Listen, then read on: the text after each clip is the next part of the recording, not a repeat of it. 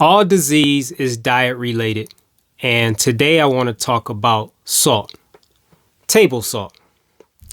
Because of all the different types of salts that are on the market today, table salt is the most common, it's the most popular, it's the most widely consumed worldwide. But should we be consuming table salt? Is salt healthy for us?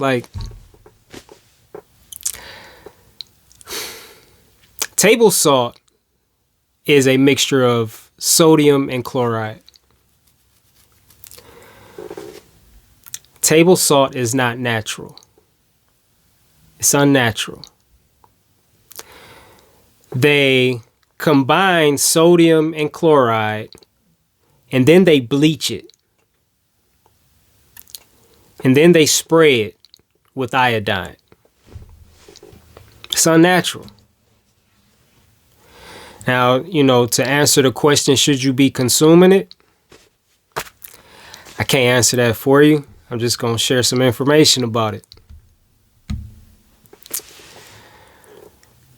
Excessive salt intake has been linked to high blood pressure, increased risk of heart failure, stomach cancer. So excessive salt intake, I've said this in, quite a few videos, I'm sure. But the top two causes of death in America are heart disease at number 1 and cancer at number 2. Salt is linked to both of them. Now, when I say, I think I said this, I don't remember, but excessive salt intake is linked to all these diseases that I'm about to read off to you. And it's only recommended that we consume the equivalent of 1 teaspoon of salt. So that's like 1,500 milligrams of salt or sodium per day. That amounts to about 1 teaspoon. And it's so easy to go over that. I mean, for one, because salt is in everything. Like, salt is used as a food preservative. And it's also used as seasoning and, to enhance flavor. And it's in every fucking thing. It is in everything. I think salt might be in more shit than sugar.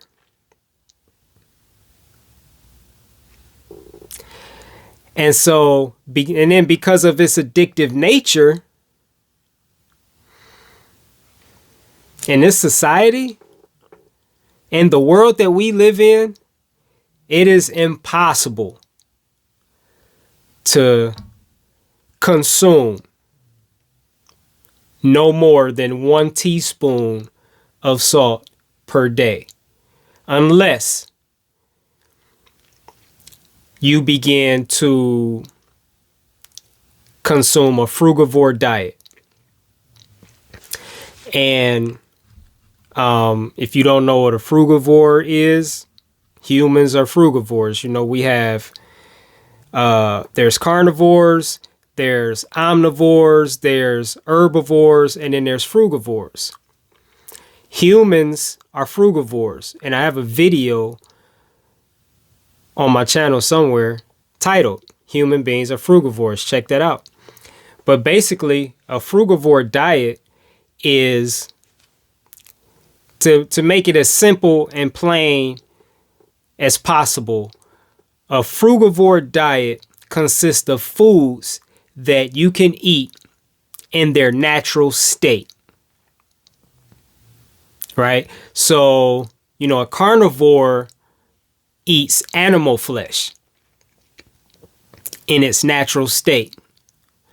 I don't know, like a herbivore would eat herbs, plants in their natural state. An omnivore would eat plants and meat or animal flesh in their natural states. And so as a human, what can you eat and enjoy in its natural state? And, this could be different for different people. But for me, the only thing I can eat and enjoy in its natural state that I'm aware of is fruit. And seeds. Fruit and seeds and, possibly nuts. I was eating nuts, and then I found out that the nuts that I was eating were pasteurized, even though they said raw, and that's not its natural state if you pasteurize it. So I stopped eating them. Seeds, as far as I know, pepitas, I eat those raw, and as far as I know, they are in their natural state. But primarily fruit.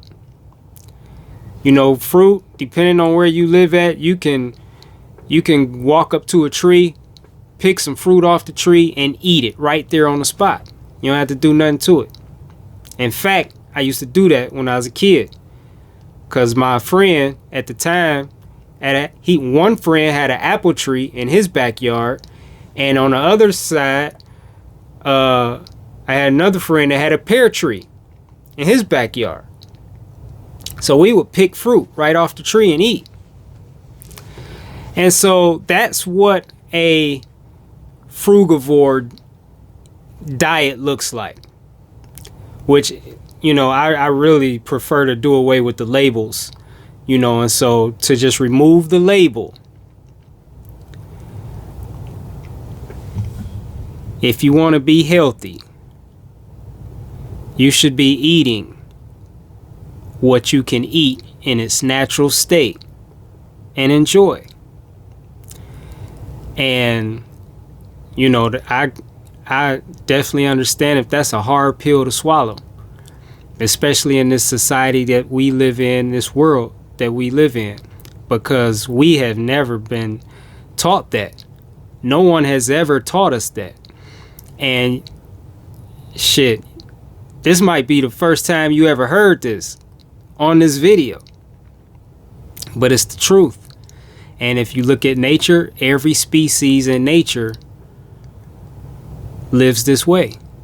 Human beings are the only species in nature that doesn't. We're the only species that cooks their food. We're the only species that seasons their food and, combines their food. Only humans do these things. And so, being healthy is really about returning to nature or the natural way of eating. That's one aspect of it. There's other aspects, but yeah. Returning to your natural way of eating. How are you supposed to eat? Like by design, right? And so, when I say all diseases diet related, I'm not strictly referring to the things that we consume, like the things that we eat and drink, but that's a huge part of it. That is a huge part of it. But, the things we eat and drink are ultimately byproducts of what we think and how we think and what we believe. And so we eat the way we eat, and we drink the way we drink, and we think the way we think, and we believe what we believe because we've been brainwashed into doing so by people that have an agenda. And their agenda is basically rooted in population control and greed. Because if you keep a people sick, you keep control over that people.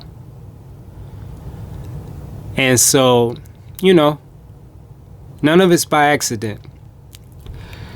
But so table salt, I don't know what the fuck was the last thing I said about table salt or sodium chloride.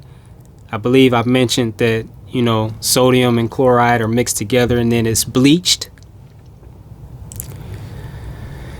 And I know I mentioned that the daily recommended sodium intake is 1,500 milligrams, which amounts to 1 teaspoon. I don't remember if I mentioned that salt is highly addictive, but salt is highly addictive, and this makes it impossible to consume a teaspoon or less of it.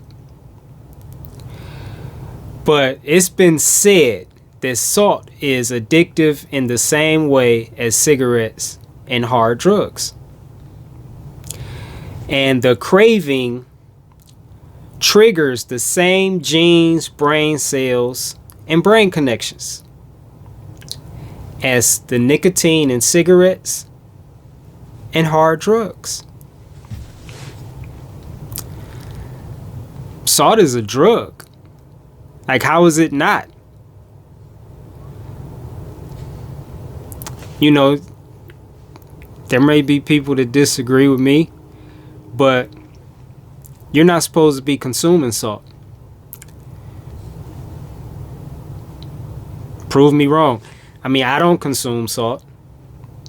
I can't even tell you when the last time I consumed salt was. Now, if I go on the internet, you know, I read everything I read. Says that we are supposed to consume salt, that we need salt for survival.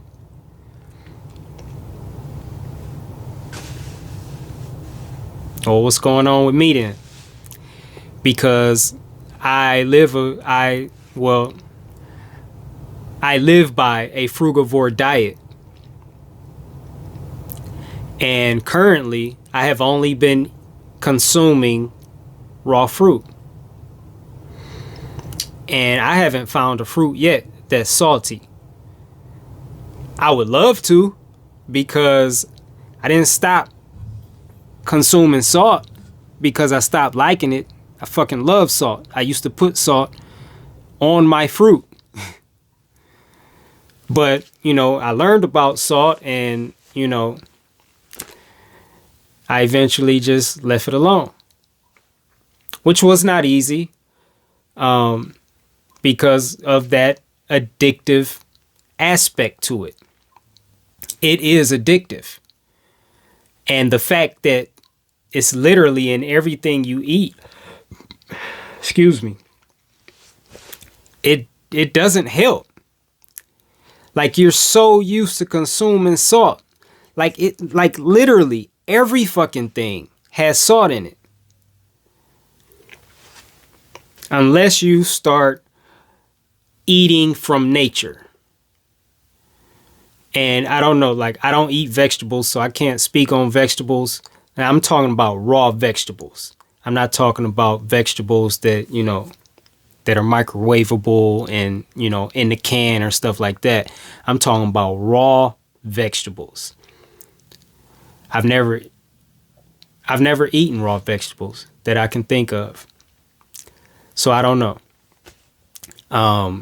Celery has salt, but I don't eat celery. So fruit, as far as I know, doesn't contain salt, or you know, anything comparable to salt. If it does, then I can't taste it. So I'm just saying, I can't even tell you when the last time I had anything that even resembles salt. And I'm fine. Not having any issues. You know, I'm 51 years old or young. I'm a young dude. But what I'm saying is, the age that I am now, according to statistics and research, I should be having problems. There's a lot of problems I should be having. And I'm not having any problems. I mean, not that I'm aware of, you know. So, and I don't consume salt.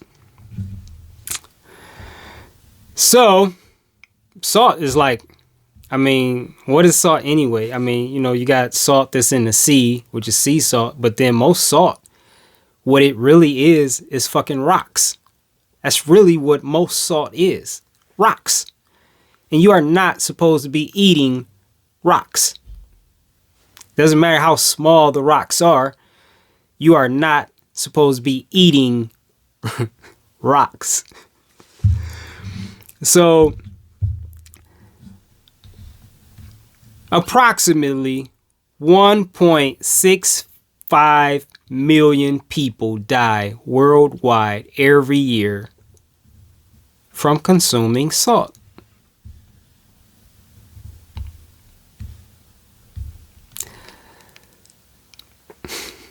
It's toxic. It's poisonous. You're not supposed to be consuming it. And I don't even like this, you know, recommended daily amount of 1,500 milligrams. I believe that's bullshit too. I don't believe it. I don't believe you're supposed to eat it at all.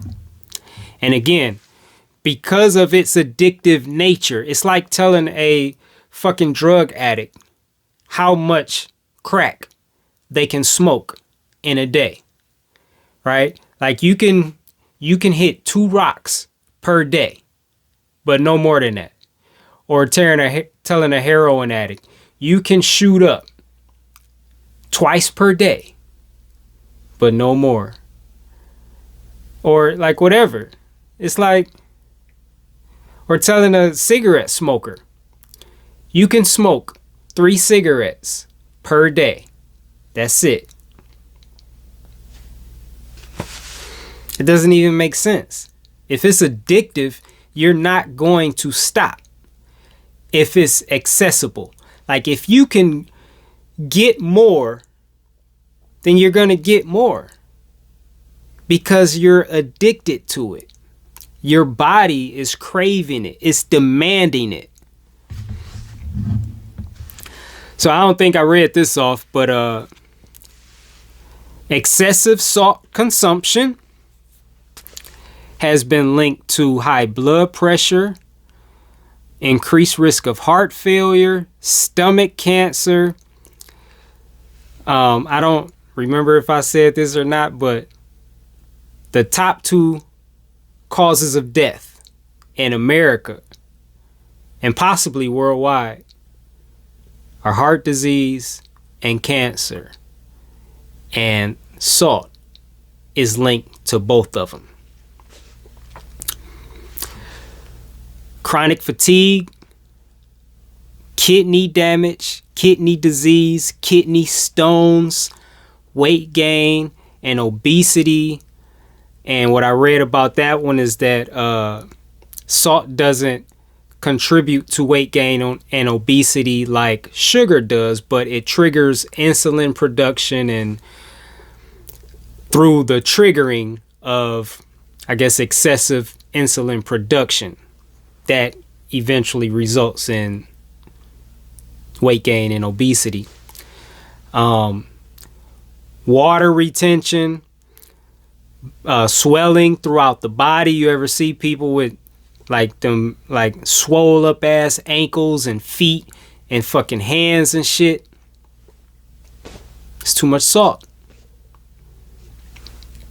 Headaches, cardiovascular diseases,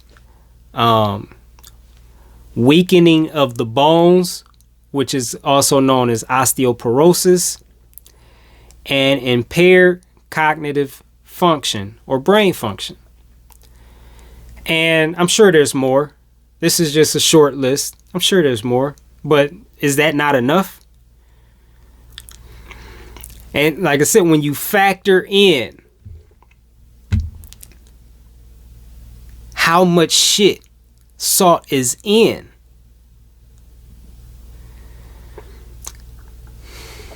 Let me see if I can, I read on here, it said the average, I believe it said the average American consumes like 3,500 milligrams of salt. So that's more than double the amount of salt that they say is recommended per day. I say none is recommended per day. Okay, here it goes. It says worldwide, worldwide, we consume an average of almost 4,000 milligrams of sodium per day. 3,950. And the recommended amount is 1,500. So what's that, like triple? More than triple? Or almost triple? I don't know. It's a lot. You're way over. And so you're doing that every day. Every day. Every day. The shit's going to add up. You're going to start having problems. And a lot of times, a lot of people, you know, you think you start having problems and we never seem to make the connection to our diet. We think it's hereditary. We think it's genetics. You know, we think it's old age or some other shit. We never seem to make the connection to our diet. It's because you're sick because you're eating fucked up. You're consuming shit that you're not supposed to consume. That's why you're sick. Like, the math is not complicated. But again, like, just quitting is just not, it may not be just as simple as that, because these are addictions. And all of this shit is by design. These are not accidents or coincidences. This is by design. Because what's going to happen is, just say, since this video is about salt, through excessive salt consumption, you're going to start having problems. You're going to start having problems in your body.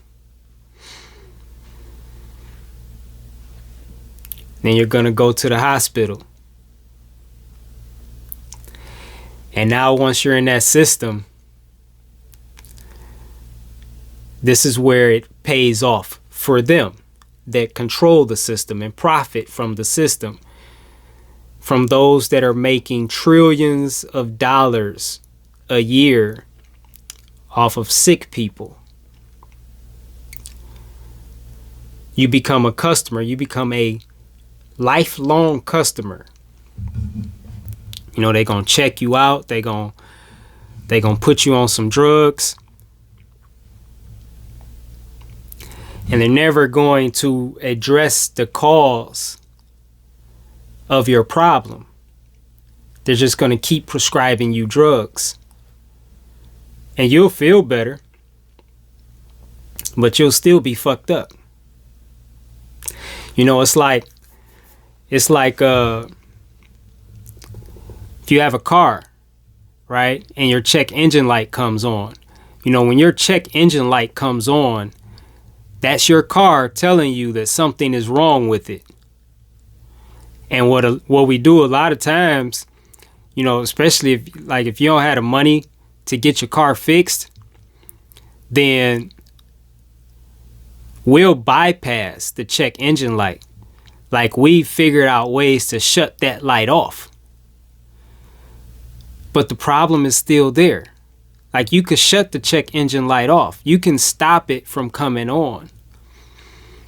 But that check engine light is there to protect the car and to keep it running, you know, at peak performance, keep it functioning properly, you know, to ensure that it will get you from A to B.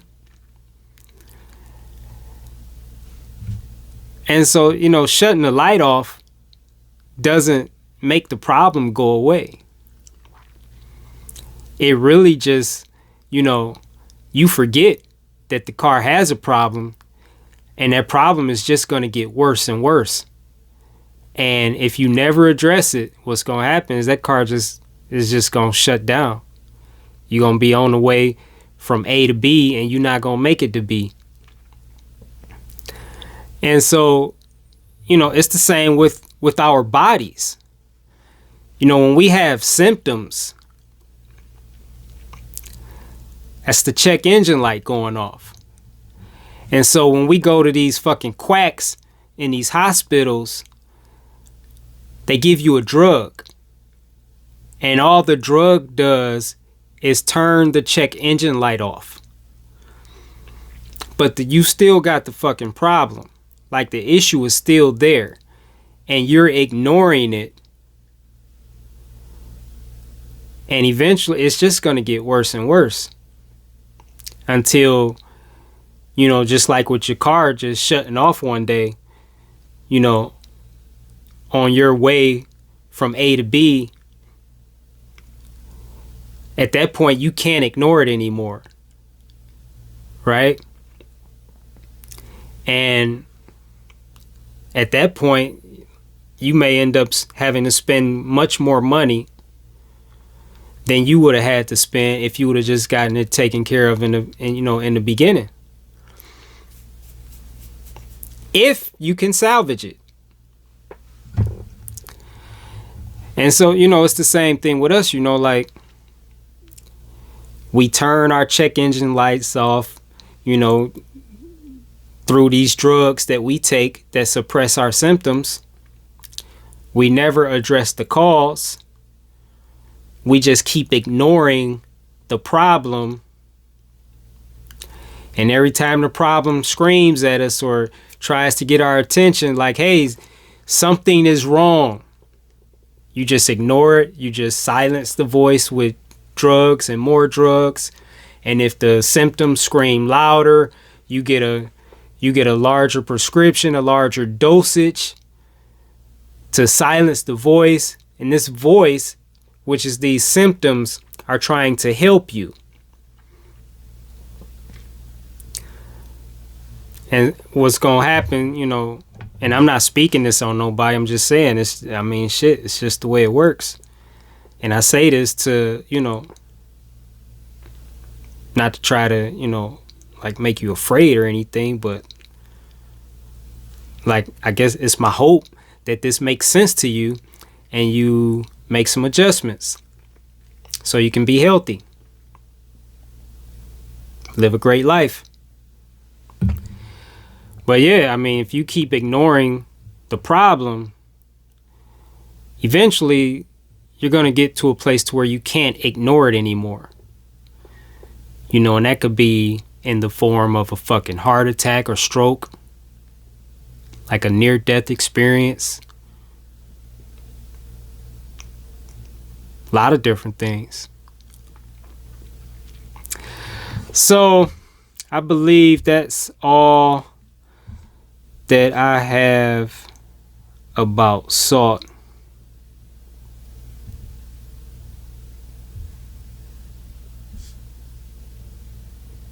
Yep, that's all I got. So let me know what you think about salt.